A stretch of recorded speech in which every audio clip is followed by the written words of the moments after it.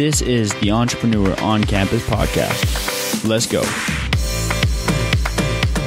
On each episode, we talk about a new industry or market, including the entrepreneurial opportunities, the pains, and the surprises of that industry. Listen, the business world is so broad, and we are here to dissect all of the different ways that entrepreneurs make money. Software, you make it one time and sell it 1,000 times. E-com spaces, man, those things sell for like an 8x multiple. It's ridiculous. Three main ways that we make money, and the primary one is actually ad sales. The goal is usually to exit within 3 to 7 years. I'm your host, Matthew Brown, and I've created this podcast to help you discover hidden opportunities. Thank you for tuning in, and here is today's episode. Welcome to another episode of the Entrepreneur on Campus podcast. Today I'm here with Brad Creer. Thanks for being here today with me, Brad. You're welcome, Matthew. Good to have you here and good to see my good friend and neighbor. Yep. We've been neighbors for, what, like 20 years. Yes, this summer. Yeah, we moved in, Probably I think, about 12 years ago or something. So has it been? Yeah. You must have been a ways behind us. Yeah, I think you guys were here before we got here. Yeah. Anyway, I'm super excited to have you here. I don't know a ton about what it is that you do. I know that you've run Newstar for quite a while, and I've kind of heard things about it, but I'd love to dive into that a little bit more with you. So can you go ahead and just tell me kind of your background, what it is that you do, and what Newstar is? Sure. Currently, Newstar, where our main focus is been in the last 20 years, because we were founded in 1999, was communications. And recently we've kind of ventured into solar, so residential and commercial solar for homes and businesses. Residential and commercial. Yeah, so both. And but the communications side, we're kind of moving in a different direction there, doing a little bit more call center direction. But for years we were a door-to-door company, and prior to that we were specialized in helping the LDS family get satellite systems set up in their home, so they could get. Communications is a separate business from the solar. It was started in 1999, so it's a separate, but it's a parent company. Newstar Solar is another company that Gotcha. I run. That's pretty much what I do full time now. Gotcha. Okay. But prior to that, we did satellite television with both Dish Network and DirecTV. And is the solar door to door as well? Yes, it is to some degree. A lot of internet leads as well. So we do a lot via, technology and the internet as well. And probably more that way than we do door to door. Actually, we're finding that there's, that's where people are going to find providers today nowadays. Mostly on the internet. Yeah, have people seek you out instead of you having to seek them out. Yeah, it's kind of nice. That's something that I've always thought about door to door is you're going up and you're knocking on a door and the person doesn't have the intention of buying that day versus somebody is searching something out because they want something, they have the intention of buying. Sure. So at the moment. It's a big investment too with solar to be investing that kind of money to make a pretty quick decision from somebody that's not really mature, Yeah. A little older and it works to some degree with door to door, but we find much more success with online marketing and. Yeah. So what made you want to start this company? So solar was something 5 years ago, I just said, I've had enough of the industry of satellite television. Mm-hmm. And so I started that and jumped in pretty passionately and just learned as much as I could. But, back in actually 1994 is when I started in the satellite? Uh-huh. And why'd you start that one? So it was out in the Bay Area. I had a company called Beyond. Is your company or you worked for it? It was my company. So it was called Beyond Wireless Communications, and we marketed emerging technologies. And anything that was kind of on the cutting edge. I was kind of a young tech guru guy. I was what I would call the heat seeker. If there was this new technology, I had to buy it and have it and be the first one to have it. Early adopter. Very much. So that's what we did. In fact, we sought out those technologies, and one of them just happened to be the fact that we learned that cable television, which was a monopoly back in the day, was going to have competition, and that satellite had always been there, but it was expensive. They were the very large dish you still see once in a while out in the country. They were, $8,000 to $12,000, and you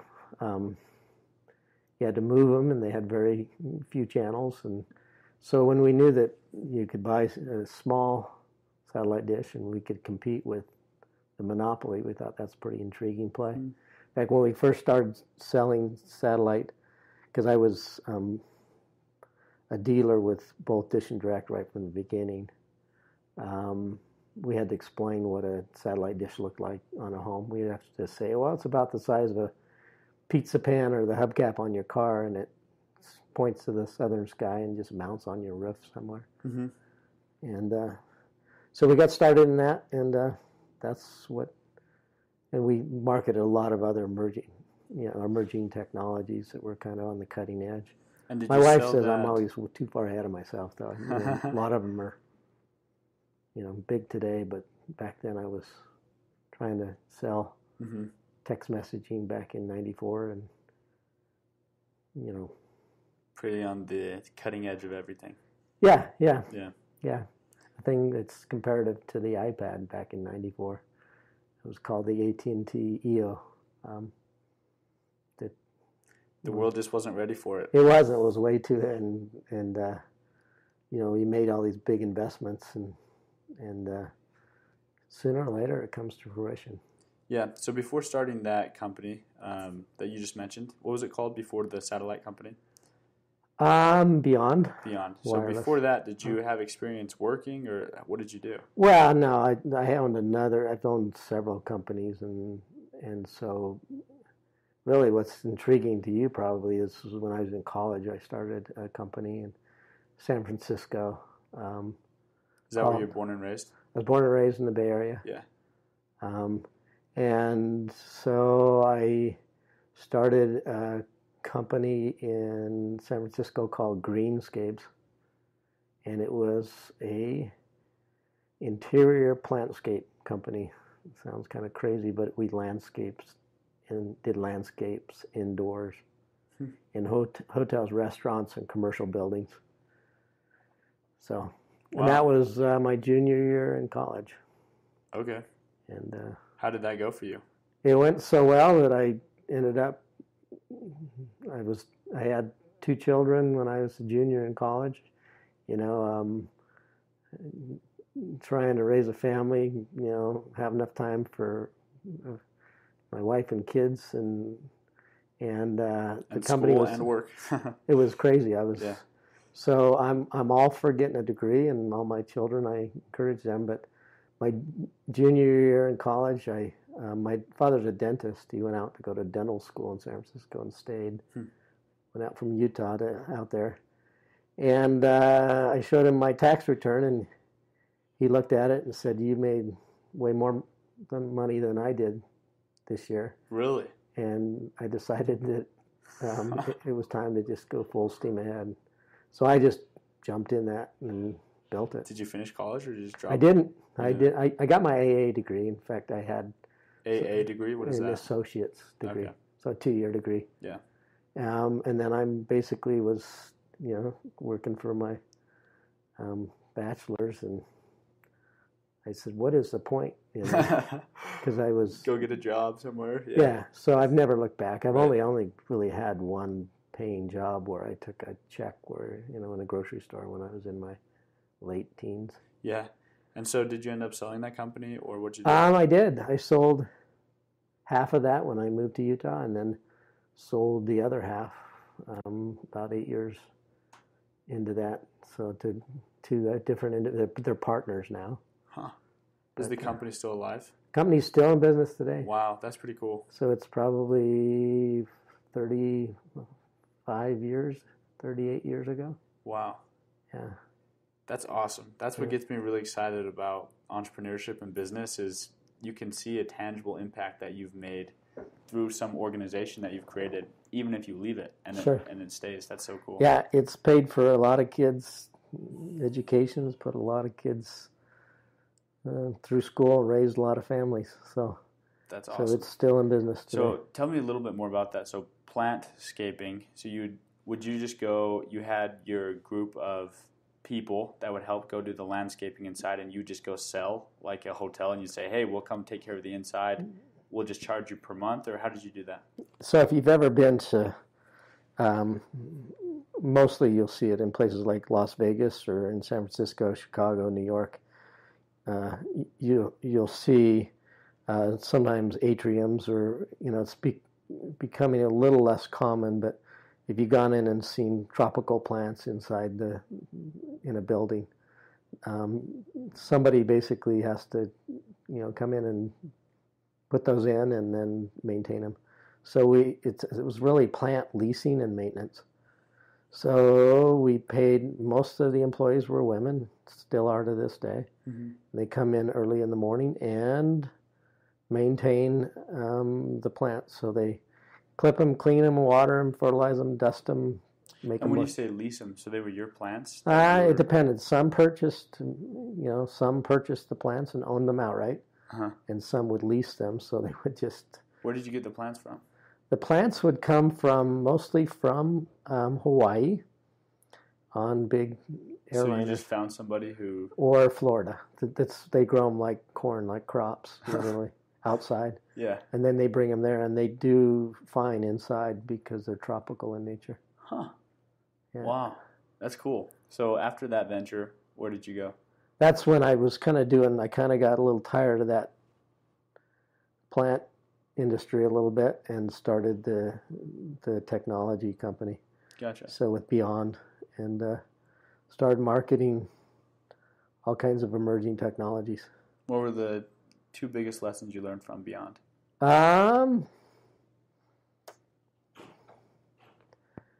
To be patient and stick it out. Because if you're really on the cutting edge of technology, it takes a long time.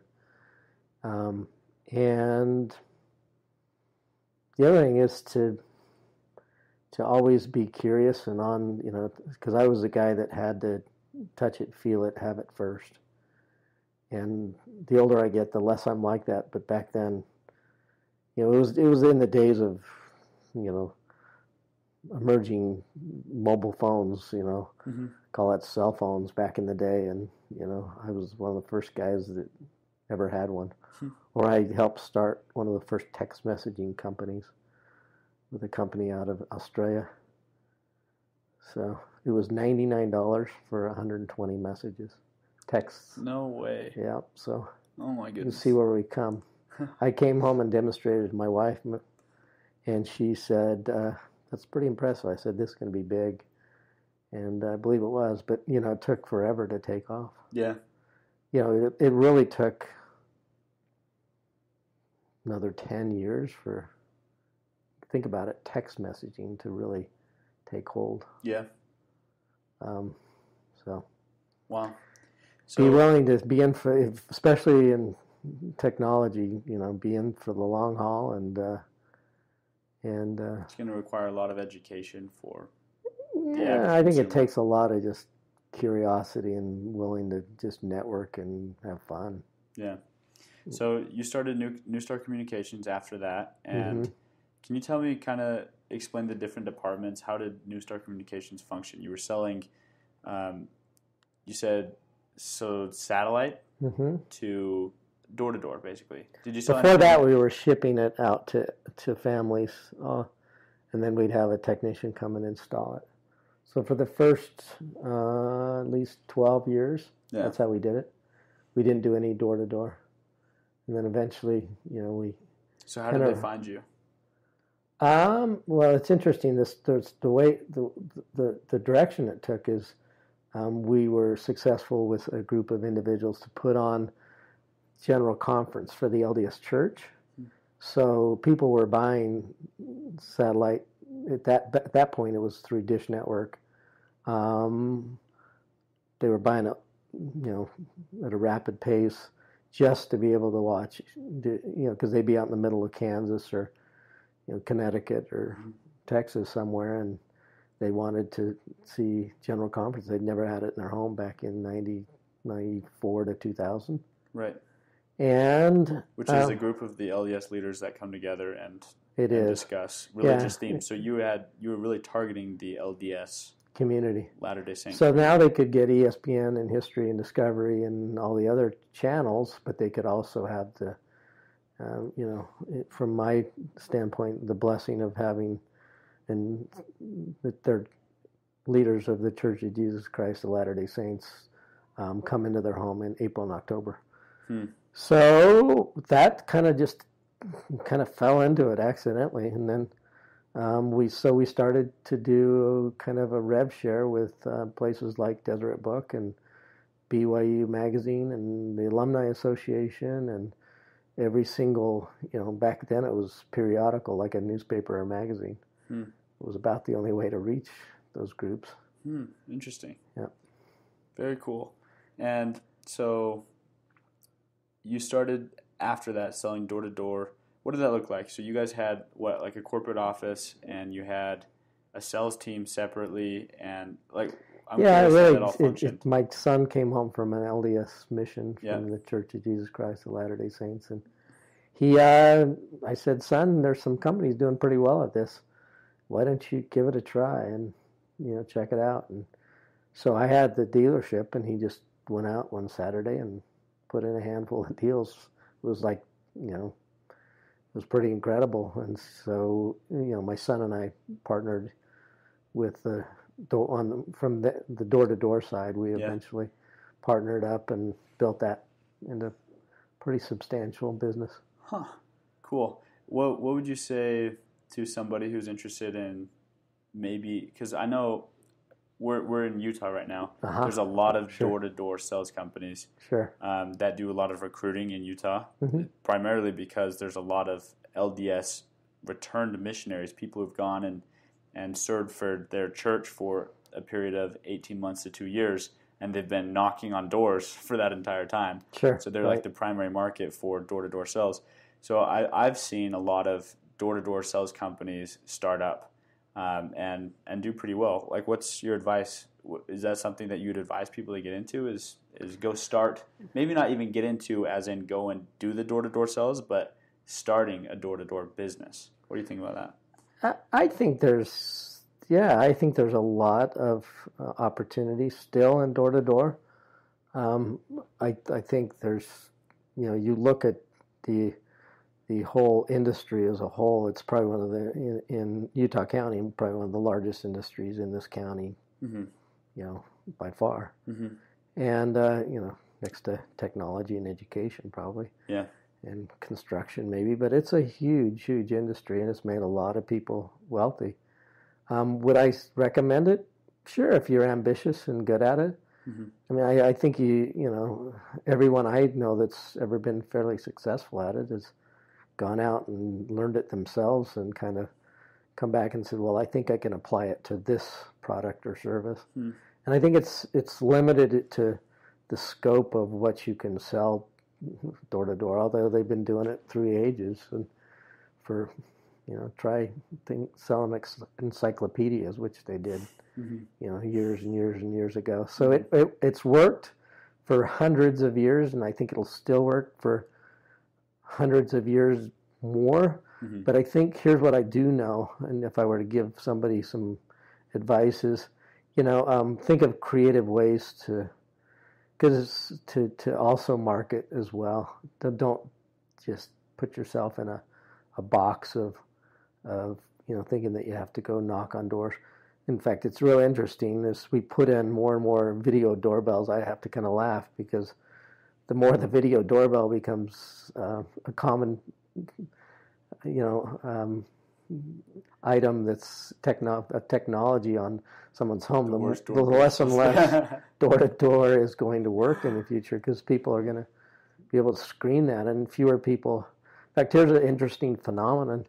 We've never really focused too much on the coasts, especially the East Coast, and we find that few people answer their doors, and if they do, they're very standoffish. Whereas our main focus was always kind of through the call it the Midwest and throughout the central states. Mm-hmm. They're very personable. They answer the door. They want to chat. So that'd be a little bit of advice as well. But I think it's going to be harder and harder every year that goes by because people aren't answering the door. Yeah. And they're not as social anymore either. They just kind of come and kind of shut the door, and maybe they're more selective with their social life. They are, and they're doing it through different means. And they're not out on the front porch, waiting for somebody the neighbors to come by. Yeah. But we find that to be the case. But as far as a way to get in front of a customer, that's probably one of the best ways, and it'll still make plenty of entrepreneurs a fortune. Yeah. So you would recommend marketing. So for your solar company and for your I'm trying to think of satellite company. Mm-hmm. So you sell both a product and a service with those. Yeah, mostly, both. Uh-huh. Yeah. With satellite TV, you're selling off those accounts, or anybody, because we did sell, and we do sell products so like you're saying internet. Buy the product, and then we'll also install it for you. Exactly. Yeah. Yep. We've done installation in almost every state. Yeah. In the past. So it's all about service, in my opinion, Matthew. It's just we're all in the service industry, and people ask me, "Oh, no, I'm not in the service industry." I said, "Yeah, you are." And I just boil it down, and like my son's an engineer, and I had an engineer once say to me, "No, I'm an engineer." Mm-hmm. I said to him, "Well, do you engineer a product?" And he said, "Yeah, I do." I said, "Does it have to serve somebody?" And he said, "Yeah." I said, "Well, if it doesn't serve their life or make their life easier or do something to serve them, that product's not going to sell for very long." Mm-hmm. So, I have this simple philosophy that every day we wake up, I think it's kind of like providence or God meant it that way, that we wake up and we do something to serve others, and we get that's what work is. Compensated for it. And yeah. We work real hard and serve people well and help enough other people serve each other, you can become wealthy. That's interesting. I've never heard that take on it, but it's true. Yeah, I believe we're all in the service business. You can say, well, I produce a product. Well, that product better provide some kind of service. It better make their life easier, or do something to serve them in some way. Or maybe that product's not going to sell. Directly your time to go do something for them, but you've created the product, and then you can just kind of scale that service, right? Quote unquote service. Yeah, exactly. Yeah, cool. So we're all in the service business. Yeah. So tell me how do you you're selling solar? You say most of it now is online. There's some door to door. How do you get to the point where people will come to you and, like, if I wanted to start, maybe not a solar company, but what's another product in kind of that industry? Maybe you've been in satellite solar. Are there other common ones that people get involved with? As far as selling something like those, where it's a product and a service together. Yeah.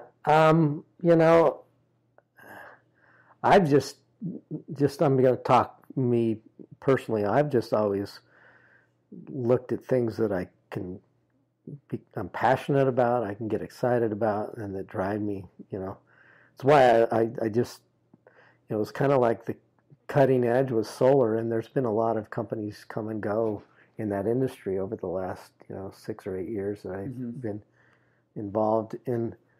And, but it reminded me of the same was like a deja vu moment when we took on this monopoly called the power company, because it's what I did back, in the early days of satellite television.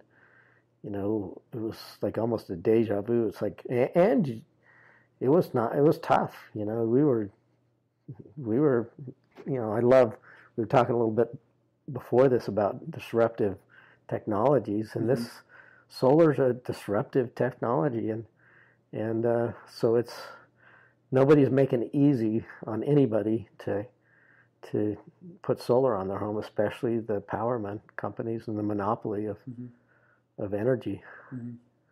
When you take on billion-dollar monopolies, it's can be challenging. It's been and I thought, this I've done a lot of things, and solar, this be fairly simple, and it's been a challenge more than I would have ever imagined. But anything I've ever done has always been much more of a challenge than I ever expected. Right. What have been the most difficult things about it? Just overcoming, the perspectives of the homeowner and why it makes sense. I mean, from my standpoint, it's the most obvious, easy decision that you could make as a homeowner. Once you get solar. Yeah. When I can make it equal to or less than what you're paying now for your power bill, and you can own it in a period of time, but have that be 10, 15, or 20 years, why would you not do that? So, but it's just real interesting to overcome years and years. I think there's this point of critical mass that solar will hit that eventually. But right now we're in this uphill, still in this uphill. It's been around and pretty prevalent for the last 6, 8, 10 years, but it still hasn't hit critical mass. Yeah. Do you think there will be a point where everyone's just going to say, let's all get solar? And well, California came out just a few weeks ago and said that every new home.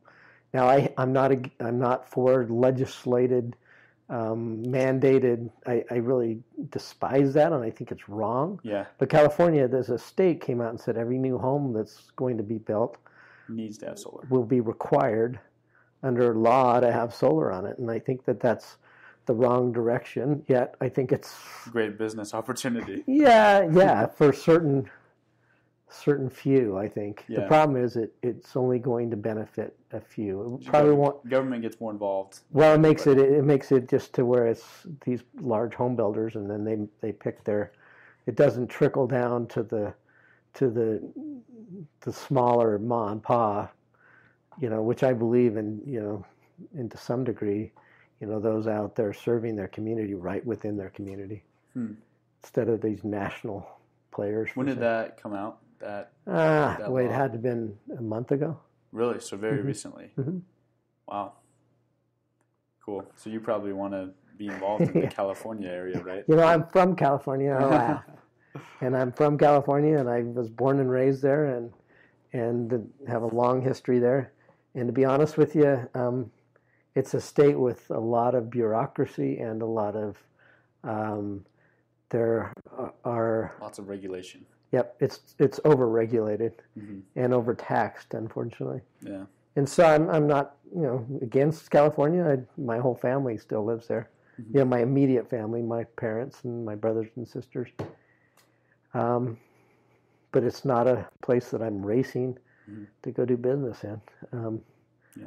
Sounds kind of against what logic would say, but I'm following my gut and my heart. Yeah. And but I think it will hit eventually someday to where it's just a given that why wouldn't you? And there's So if somebody wants to get involved with the solar industry, where would you recommend them starting?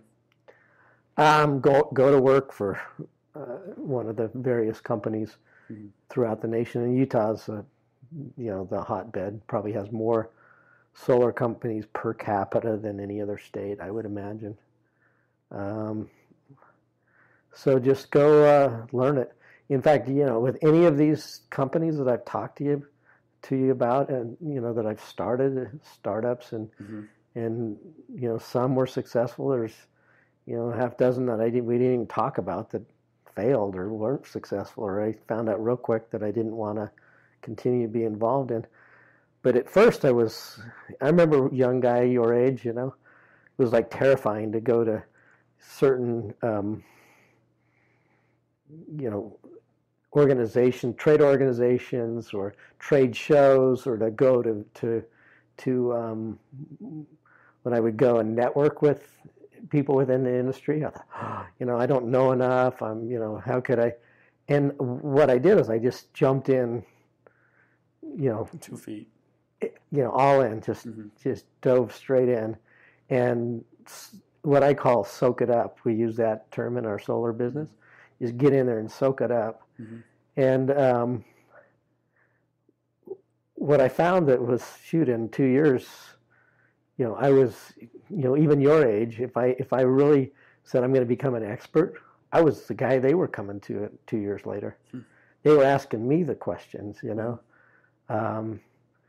So I just say, if you're passionate about it, just dive in, go to work for somebody, learn it, pay, the school of hard knocks, go out there and pay your dues, and eventually it'll work out for you. And you'll network, and you'll find somebody along the way that will either help you or become a partner or mentor you, or, Yeah, that's awesome. Yeah. I love it. Couple last questions I'd love to ask you. What are your thoughts on starting, and this is maybe a little bit of a biased question, what are your thoughts on starting a business in college versus getting more educated first? I think it's a personal decision, a personal choice, and it depends on the situation. But if you have the right opportunity in college, and you have the right... See, it's all about a flash of inspiration. I mean, I love to study entrepreneurs and, study people who are successful. And, a good friend of mine wrote a book called Millionaire Dropouts. And, you look at high tech and a lot of industries, they never got their college degree. Now, am I saying that you shouldn't? I think it's to have both, is to have a drive for entrepreneurship and get a degree is great. But if you find that if opportunity comes knocking at your door, and and I would never encourage anybody to not be real curious and seek after opportunities throughout their college career. Who knows? It might be one of your professors. It might be your partner. Yeah. It might be, but I'm all for higher education, for sure. Right. But if something changes in midstream, see if you can finish them both out. But if there's way too many success stories of people that decided to kind of depends on the opportunities that arise. It does. Yeah. It does. And the right timing. What's your process of goal setting? It's a broad question, but it is. I break them down into, annually. I sit down and I have the same analysis every year, and I do things, from physical, mental, spiritual, and business goals. And then what I do is I break them. I have a time frame for everything, what I call a buy when. And so then I have a buy when I want to reach that goal. And I usually... Are these New Year's goals? Is that when you do it? Yeah, exactly. Mm-hmm. They're not resolutions. They're not anything close to that. They're just, and I put numbers to them. I put a lot of timelines, and then I break them down into smaller action steps. And then something I've learned from Brian Tracy, is that they need to be personal, positive, and present tense, as if you've already gotten there. There's a thing called the 10-goal method that has been a life-changing thing that Brian Tracy teaches. And I've used it, and I use it every year, and I set the goals based on that method. and then break them down into action steps. And it's really fun to see how much of it, comes to fruition. Yeah. Do you know what book that's from? He's probably one of the most prolific authors in the business. Eat That Frog, I know I've heard. Yeah, there's 20. Yeah. I think he's, I don't believe it's on in a book that I'm aware of, because I've read lots of his books, but it's online. And in fact, I helped start a company called iLearning Global, and Brian Tracy was one of the founding.